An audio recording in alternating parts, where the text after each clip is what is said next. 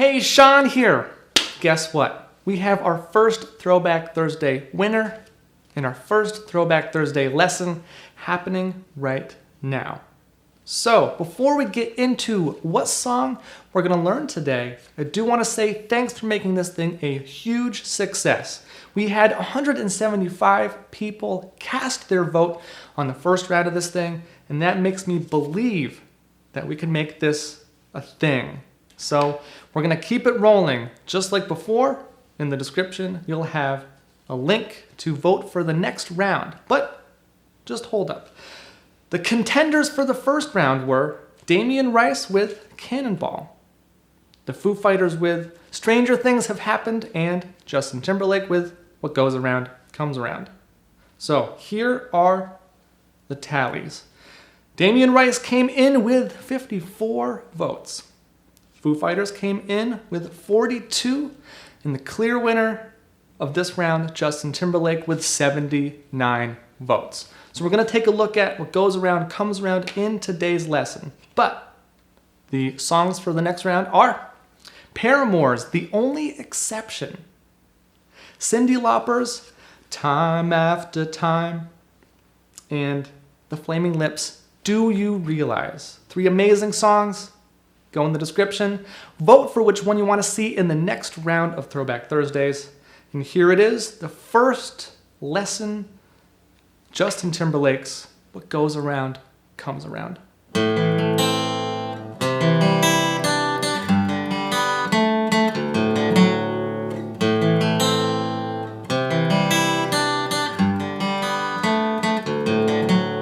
Okay, so we have to detune our low E string to D, and an easy way to do that is to use the D string as a reference. Because if we drop it down a whole step like we need to, that D is going to be an octave lower than the D string.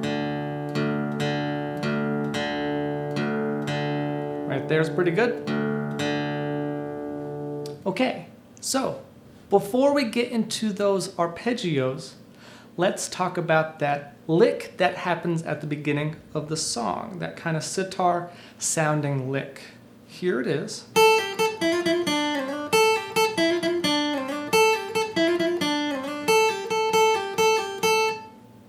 Now let's break it down. So the first thing we have to do is go like this. So our third finger is on fret 5 of the high E string, and you pull off to fret 3. So you got to have your first finger ready on fret 3 of the high E string so you can pull that off. And then after that, you play 5 again. Just like that. And then after that, we do 5, 6, 5, 6 on the B string.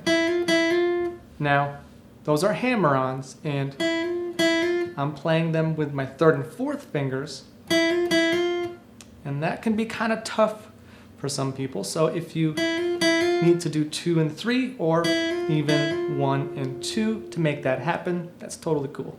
This is a good little exercise, though. You should try it with your third and fourth fingers before going to the others. So double hammer on 5, 6, 5, 6 on the B string. And then we do this. Starting on fret 3 with your first finger on the B string, you play that note, slide down to 1, and then slide back up to 3. Just like that. So you're going to hold out that first note a little bit longer than the others. And that's that part. So let's put those 3 things together.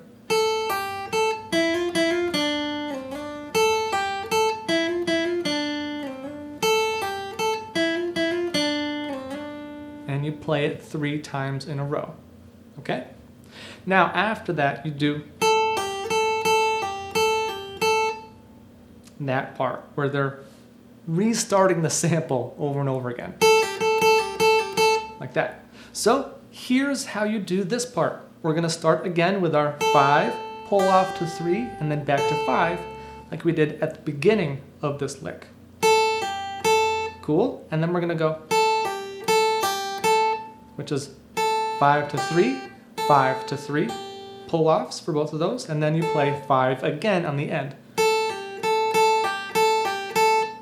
right? So it's 5, 3, 5, 5, 3, 5, 3, 5. Always pulling off to that 3.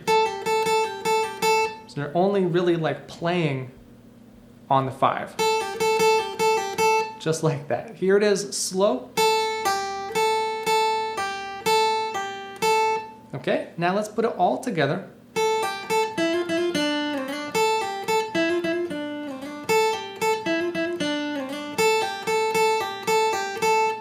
Right? So that's that lick at the beginning. We hear it a few times throughout the tune as well, but the thing you hear throughout the whole thing is these arpeggios.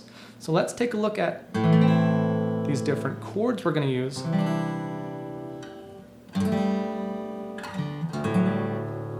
So we have an A minor chord at the beginning. So to make an A minor, your first finger is on fret 1 of the B string, your second finger is on fret 2 of the D string, and your third finger is on fret 2 of the G string.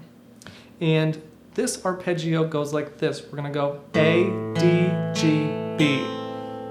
So those are the strings you play. The next chord is C add 9. Your first finger is on fret 2 of the D string, your second finger is on fret 3 of the A string, and your third finger is on fret 3 of the B string. And this is how you do it. You're going to go A, D, G, high E, and then B, B.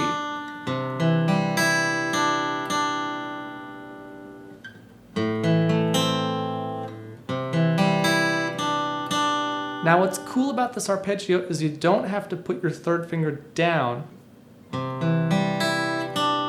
until you need it. It's only the last 2 notes there on fret 3 of the B string. So in case it feels kind of tight to arpeggiate all those notes, you can just kind of put that third finger on at the end. That's what I do. And then the next chord, kind of like a G6 sound. Because we're in drop D, our G now is on fret 5 of the low D string. So here's what we're doing for this one. Use your first finger to play fret 5 of the low D, and then you're going to go D, G, B, open. After that, take your third finger and play fret 7 of the D string. Twice, like you just did on the previous arpeggio. And then we play this chord, which is like a D major sound. So we're going open D, low D, open A, open D, the regular D, and then fret 4 on the D string. That's our F sharp. That makes a D major chord like that. Okay, so we're just going 1, 2, 3, 4. If we put all of those together, it goes like this.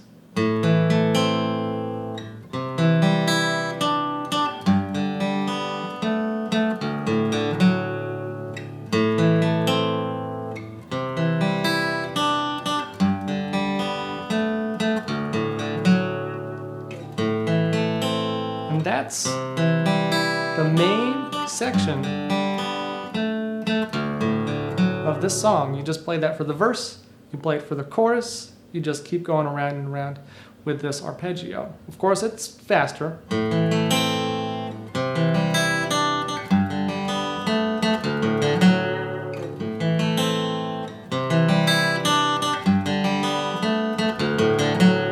Just like that, and you just loop it around until we get to like that outro section, that interlude, they call it on the record. So let's do that part now. It's not hard at all. We're just playing C, then D, and then E minor for that section. So we're going to go C to D, and then to E minor. So a C chord goes like this. Your first finger is on fret 1 of the B string, your second finger on fret 2 of the D string, your third finger on fret 3 of the A string. Strum the A to high E strings. C major. Okay, just strum that once. 1, 2, and then we go to D major, just like this. We can actually, if we want to, add the low D string, but here's the shape. Your first finger is on fret 2 of the G string, your second finger on fret 2 of the high E string, your third finger on fret 3 of the B string. Usually you strum the A to high E strings, but if you want to, you can include that low D since we're playing a D chord.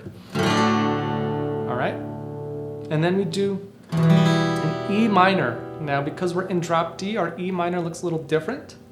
And we have to play fret 2 on the low D, A, and D strings, and then the open G, B, and high E strings. So whatever way you want to do that, I kind of make like an A minor shape just all the way down on the bottom 3 strings. So my first finger is on fret 2 of the A string, my second finger is on fret 2 of the low D string, and my third finger is on fret 2 of the D string. And that's how we get that E minor sound when we're in drop D. Okay? So the rhythms that we use for this part go like this. We're just going to play the C major and the D major chords once. And then on the E minor go. So down, down, down, down, down, down, like that. C, D, E minor. C, D, E minor.